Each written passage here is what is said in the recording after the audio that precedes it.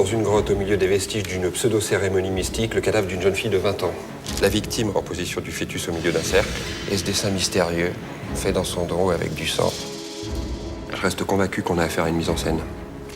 Reste à savoir qui et pourquoi. Toutes les disparitions ont eu lieu dans un périmètre de 14 km autour de la grotte dans laquelle on a retrouvé le corps d'Estelle Sormand.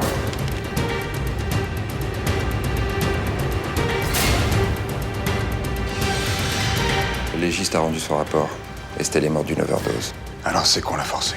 Qui? C'est toi le flic. Je crois que ça a recommencé, Marie. Comme il y a 15 ans.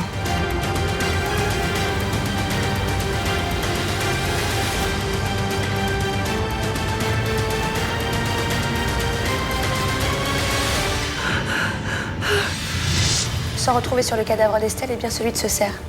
Et on sait maintenant avec certitude que la mort d'Estelle et celle de ce pauvre animal sont liées. Il y a un lien entre mon rêve et la mort d'Estelle Sormand. Je sais pas lequel, je sais pas pourquoi, mais il y en a un. Si tu renonces, je saurai jamais ce qui est vraiment arrivé à ma fille.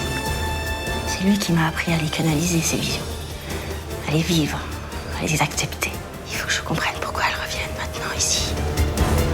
Il finira par craquer. Et je serai là pour le cueillir.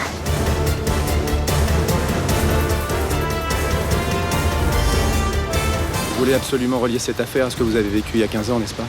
Je crois pas aux coïncidences.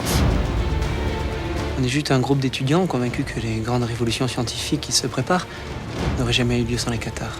On reproduit certains de leurs rites pour essayer de retrouver ce qu'ils avaient découvert. Le passage entre deux mondes. Pour lui, Raphaël Sormand, c'est l'homme à abattre. Il doit y avoir une raison à ça.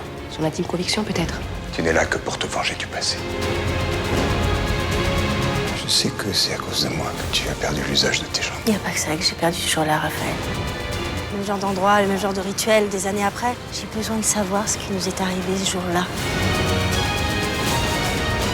Croyez-moi, monsieur le juge, l'affaire Sormand est loin de se limiter à un jeu ésotérique qui a mal tourné.